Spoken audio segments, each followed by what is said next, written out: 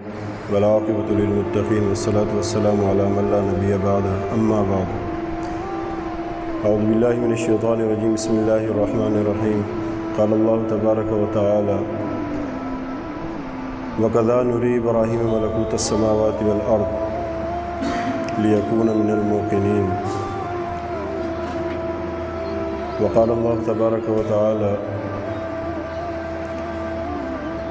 فلما جن علیہ اللیل رأى کوکبا قال هذا ربی فاما افل قال لا احب الآفلین صدق اللہ العظیم۔ میرے محترم بھائی اور دوستو، ابراہیم علیہ السلام بہت ہی اولو العزم، بہت بڑے رتبے والے نبی ہیں، اور یہ آگے اسی مناسبت سے چونکہ قربانی کے دن قریب ہو رہے ہیں تو ان کا تھوڑا سے ان کے سیرت کے بارے میں ہے، ان کے واقعات کے بارے میں ہے کہ سب سے پہلے تو اللہ کی قدرت بتاؤں گا کہ نمرود ایک ایسا بادشاہ ہے جو پوری دنیا پر حکومت کرتا تھا۔ مورخین لکھتے ہیں کہ دنیا پر 4 ایسے بادشاہ گزرے ہیں کہ جن کی حکومت اس وقت کی آبادی جو جتنی بھی دنیا کی تھی ان پر سب پر تھی، اور ہر جگہ سے ٹیکس اور خراج آتے تھے۔ اس میں سے 2 مسلمان ہیں، سلیمان علیہ السلام اور سکندر ذی القرنین، اور دوسرا نمرود اور بخت نصر۔ تو نمرود کے ساتھ ہر وقت ان کے آس پاس یہ جو نجومی رہتے تھے، ان سے پوچھ کر وہ چلتا تھا۔ تو ایک دن نجومی نے اس سے کہا کہ بڑی ایک خطرناک بات ہوئی، وہ یہ کہ عنقریب ایک ایسا بچہ پیدا ہونے والا ہے جو آپ کی حکومت کو تباہ کر دے گا، اور وہ بچہ یہ جو آنے والی رات ہے اس مادر رحم میں، ماں کے پیٹ میں اس کا نطفہ آج ٹھہرے گا۔ تو نمرود نے بڑا انتظام کیا، عورتوں کو الگ کیا، مردوں کو الگ کیا، بہرحال اللہ نے جو کام کرنا تھا وہ کر کے دکھایا۔ ابراہیم علیہ السلام پیدا ہو گئے، غار میں ان کی پرورش ہوئی، جبرائیل علیہ السلام ان کے پاس، یعنی ایک انگوٹھے کو چوستے تو اس سے دودھ، دوسرے سے شہد، اس طرح بہرحال اللہ نے ان کی پرورش کی۔ پہلی مرتبہ انہوں نے اپنی ماں سے سوال کیا، مر ربو کی، اے میری امی جان، کیونکہ تھے تو نبی، اللہ نے سلیم الفطرت بنایا تھا۔ تو ماں سے کہا کہ آپ کا رب کون ہے؟ ماں نے کہا کہ تمہارا باپ ہے، کیونکہ وہ مجھے کھلاتا پلاتا ہے، میری ضروریات پوری کرتا ہے۔ اچھا امی جان، پھر میرا باپ کا رب کون ہے؟ تو وہ نمرود ہے، نمرود ضروریات پوری کرتا ہے، یہ کرتا ہے، کھلاتا ہے، وہاں سے گندم آتی ہے، ضروریات، اناج غلہ وہاں سے آتا ہے۔ اچھا نمرود کا رب کون ہے؟ تو آگے ماں نے کہا خاموش، کوئی بھی نہیں ہے۔ تو بہرحال ابراہیم علیہ السلام کی جو قوم تھی اس کے اندر مختلف چیزیں تھیں، تاروں کو بھی پوچھتے تھے، چاند کو بھی پوچھتے تھے، اور سورج کو بھی پوچھتے تھے، جس کا بھی قرآن میں ذکر آئے گا۔ تو جب قوم کی یہ باتیں ان کے پاس آئیں کہ فلاں تارہ بھی ہے اور سورج بھی ہے اور چاند بھی ہے، تو ابراہیم علیہ السلام چھوٹے تھے ابھی۔ فلما جن علیہ اللیل رأى کوکبا، جب رات کی تاریکی چھا گئی اور ستارے نکلے، جب انہوں نے ستاروں کو دیکھا تو قال ھذا ربی، یہی میرا رب ہوگا۔ یہ دراصل وہ جو ان کی قوم تھی ان کو شرمندہ کرنا تھا۔ فلما افلا، جب وہ ستارے چھپ گئے، سورج نکلا، ستارے روشنی جب صبح صادق ہوئی اور روشنی پھیلی تو ستارے چھپ گئے۔ فلما افلا، جب چھپ گئے تو کیا فرمایا؟ قال لا احب الآفلین۔ یہ عشق والوں کا نعرہ ہوتا ہے کہ یہ جو غائب ہونے والے ہیں نا، یہ میرا رب نہیں ہو سکتا۔ ستارے غائب ہو گئے، رب تو بڑی طاقتور چیز ہے۔ فلما رأى القمر بازغا، چمکتے ہوئے چاند کو جب دیکھا، قال ھذا ربی، ہو سکتا ہے یہ میرا رب ہو۔ فلما افلا، جب وہ غائب ہو گیا تو کیا کہا؟ قال لئن لم يهدني ربی لأکونن من القوم الضالین، کہ اگر میرا رب مجھے ہدایت نہ دیتا تو میں گمراہ لوگوں میں سے ہو جاتا۔ فلما رأى الشمس بازغة، جب چمکتے ہوئے سورج کو ابھرتے ہوئے دیکھا نکلتے ہوئے تو کہا ہو سکتا ہے یہی رب ہو. قال ھذا ربی ھذا اکبر، ہو سکتا ہے یہ میرا رب ہو کیونکہ یہ تو ستاروں اور چاند سے بھی بڑا ہے. ھذا ربی ھذا اکبر. فلما افلت، جب وہ غروب ہو گیا تو پھر کیا کہا، یا قوم انی بریء مما تشرکون انی وجہت وجہی للذی فطر السماوات والارض حنیفا وما انا من المشرکین. یہ نہیں ہو سکتے، یہ تارے نکلے ہیں تو غروب ہوئے، غروب ہونے والا بھی رب ہو سکتا ہے. چاند نکلا بڑا روشن تھا، 14ویں کا ہوگا پورا چاند، جب وہ چھپ گیا تو کہا یہ بھی میرا رب نہیں ہو سکتا. اور جب سورج نکلا تو کہا یہ سب سے بڑا ہے اوروں سے.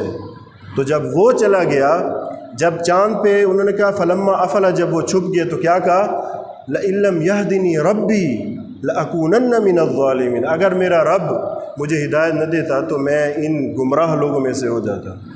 اور جب سورج چھپا فلما افلت، جب سورج چھپ گیا تو پھر کیا فرمایا، قال یا قوم، پھر اعلان کیا قوم میں کہ اے میری قوم انی بریء مما تشرکون، جن چیزوں میں تم پڑے ہو، چاند کو بھی پوچھتے ہو، سورج کو بھی پوچھتے ہو، ستاروں کو بھی پوچھتے ہو، نمرود کو بھی سجدہ کرتے ہو، اپنے باپ کو بھی رب مانا ہوا ہے، میں آپ کی تمام ان خرافات سے اور شرک سے بری ہوں. انی وجہت وجہی للذی فطر السماوات والارض حنیفا، میں اپنا رخ اس رب کی طرف کرتا ہوں جو زمین و آسمان کا رب ہے. وما انا من المشرکین، میں مشرکین میں سے نہیں ہوں. یہ دراصل اس لیے بات کہی کہ ان کی قوم میں تو اس پر یقین بنا ہوا تھا ستارے بھی ہیں اور چاند بھی ہے اور سورج بھی ہے. یہ ان کو شرمندہ کرنے کے لیے یہ اپنا واقعہ بتا رہے تھے کہ میں نے ستارے کو دیکھا تو ستارہ بھی چھپ گیا، میں نے چاند کو دیکھا تو چاند بھی چھپ گیا، میں نے سورج کو دیکھا شاید یہ رب ہو، یہ بڑا ہے، وہ بھی چھپ گیا. چھپنے والا رب نہیں ہو سکتا. آگے پھر خود جواب دیا، قال بل ربکم رب السماوات والارض فطرہن وانا علی ذلک من الشاہدین، بلکہ تمہارا اور میرا رب تو وہی ہے جو زمین و آسمان کا بنانے والا ہے. وانا علی ذلک من الشاہدین، اس پر میں دلیل لاؤں گا. وَتَاللَّهِ لَأَكِيدَنَّ أَصْنَامَهُمْ، اور اللہ کی قسم کھاتا ہوں کہ میں ان ارباب کے ساتھ، ان بتوں کے ساتھ ایک ایسا ہیلا کروں گا، ان کی وہ درگت بناؤں گا کہ یاد رکھیں گے. بعد ان تولوا مدبرین، جب تم چلے جاؤ گے. وَتَاللَّهِ لَأَكِيدَنَّ أَصْنَامَكُمْ بعد ان تولوا مدبرین، اور میں قسم کھاتا ہوں کہ تمہارے ان رب کے ساتھ جن کو تم خدا مانتے ہو، ان بتوں کے ساتھ وہ کام کروں گا جب تم چلے جاؤ گے، ایک دفعہ یاد رکھو گے. وہ ہیلا کروں گا، وہ طریقہ کروں گا، وہ تدبیر اختیار کروں گا. فجعلہم جذاذا، ان کو ٹکڑے ٹکڑے کر دیا قرآن کے مطابق. فجعلہم جذاذا الا کبیرا لہم، بڑے کو چھوڑ دیا. لعلہم الیہ یرجعون، تاکہ ابراہیم علیہ السلام کی طرف رجوع کرنے والے بن جائیں. ہوا کیا تھا، اصل میں ان کا ایک سالانہ 2 میلے لگتے تھے. تو ایک عرفہ کے دن ہوتا تھا، تو یہ ابراہیم علیہ السلام باپ، جو آزر ان کا باپ تھا، ان سے بھی سوالات جوابات ہوتے رہتے تھے کہ ابا آپ کا پھر رب کون ہے، پھر وہ بتاتے بیٹا نمرود ہے، پھر اس کا کیا ہے. پھر قوم میں مختلف چیزیں تھیں، کوئی چاند کا پجاری، کوئی سورج کا پجاری، کوئی ستاروں کا پجاری.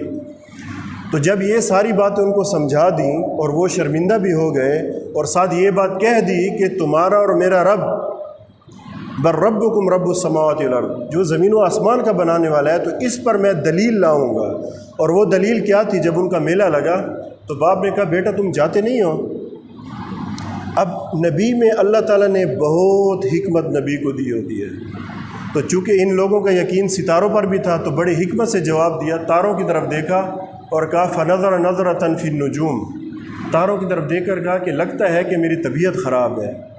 قال انی سقیم، مجھے لگتا ہے ایسے ہے کہ میں بیمار ہوں. تاروں کی طرف، کیونکہ وہ بھی تاروں سے سارا کرتے تھے تو ان کو اسی حساب سے سمجھایا. فنظر نظرۃ فی النجوم، تاروں کی طرف دیکھا کہتے لگتا ہے ایسے انی سقیم، لگ ایسے رہا ہے کہ جیسے میں بیمار ہوں. وہ چلے گئے. جب وہ چلے گئے تو انہوں نے کلہاڑا لیا زبردست قسم کا، اور جو بت تھے جن کے آگے کھانے کی چیزیں پڑی تھی اور پینے کی چیزیں پڑی تھیں، یہ ان سے باتیں بھی کرتے تھے کہ کھاتے کیوں نہیں ہو، پیتے کیوں نہیں ہو، بولتے کیوں نہیں ہو، اور توڑتے جاتے تھے کسی کا سر جدا کیا، کسی کا ہاتھ توڑ دیا، کسی کی ٹانگ توڑ دی، کسی کا ناک توڑ دیا، کسی کی گردن جدا کر دی، اور جو بڑا بت تھا نا ان کا، اس کے کندھے پہ کلہاڑا رکھ دیا۔ یہی کہا نا وَأَنَا عَلَىٰ ذَلِكُم مِّنَ الشَّاهِدِينَ، میں دلیل لاؤں گا کہ زمین و آسمان کا رب اللہ ہے۔ وَتَاللَّهِ لَأَكِيدَنَّ أَصْنَامَكُمْ، تمہارے بتوں کی میں درگت بناؤں گا، یاد رکھو گے۔ بڑے کو چھوڑ دیا، فَجَعَلَهُمْ جُذَاذًا، ان میں سے بڑے کو چھوڑ دیا۔ تو اب بات کیا ہوئی، جب وہ میلہ گزار کے واپس آئے تو پہلے پتہ تھا کہ اس طرح کے سوالات ابراہیم کے علاوہ کوئی نہیں کرتا، تو ابراہیم علیہ السلام کو تو یہی بات چاہیے تھی کہ مجھے کوئی جواب ایسا ملے، ایسے دلیل کے ساتھ کہ ان کے عقلوں پہ جو ہے نا میں ٹھونک کر جواب دوں، تاکہ ان کو سمجھ آ جائے۔ تو بہرحال وہ اپنا جو میلہ تھا، باپ نے کئی دفعہ کہا کہ بیٹا آ جاؤ، وہاں میلہ لگا ہوا ہے، وہاں پہ جو ہے نا تفریح بھی ہو جائے گی، اور وہاں ہر جو پرانے زمانے میلے لگتے اس میں خریدنا بیچنا بھی ہوتا تھا، یہ بھی ہو جائے گا، تو ہمارے ساتھ چلے جاؤ۔ تو انہوں نے وہی جواب دیا، تاروں کو دیکھ کر، قوم نے بھی کہا تاروں کو دیکھ کر، فَنَظَرَ نَظْرَةً فِي النُّجُومِ، کہ میں تو لگ ایسے رہے کہ جیسے میں بیمار ہوں، تاکہ یہ اچھی طرح سمجھ جائے۔ حالانکہ ابراہیم علیہ السلام کے دل میں تو ایمان نہیں تھا، لیکن ان کو ٹالنے کے لیے یہ بات کی، انی سقیم، میں تو بیمار ہوں۔ مفسرین فرماتے ہیں کہ نعوذ باللہ نبی کبھی جھوٹ نہیں بولتے۔ اب بظاہر تو ایسا لگ رہا ہے کہ وہ بیمار نہیں تھے، لیکن وہ روحانی طور پہ تو بیزار تھے نا ان سے، تو یہاں مراد روحانی بیمار ہوں، یعنی میں تمہارے یہ جو تم بتوں کو پوجتے ہو، اس سے میری روح پریشان ہے، بیمار ہے، کہ تم ایسا کیوں کر رہے ہو، ایسا اس کھلے شرک میں کیوں پڑے ہو۔ اس لیے انہوں نے بیماری کا لفظ استعمال کیا کہ میں بیمار ہوں۔ اس لیے یہ بہت جلیل القدر عظیم الشان نبی ہیں۔ جو پہلی آیت میں نے پڑھی، وَكَذَلِكَ نُرِي إِبْرَاهِيمَ مَلَكُوتَ السَّمَاوَاتِ وَالْأَرْضِ، اللہ تعالیٰ نے فرمایا ہم نے ابراہیم کو زمین و آسمان کے عجائب و غرائب کا مشاہدہ کروایا، لِيَكُونَ مِنَ الْمُوقِنِينَ، تاکہ ان کا یقین مضبوط ہو جائے، مستحکم ہو جائے۔ پھر جب قوم کے سامنے باتیں رکھی، انہوں نے اپنی قوم کو دیکھا، نبی کے دل کے اندر اپنی قوم کا پورا درد ہوتا ہے۔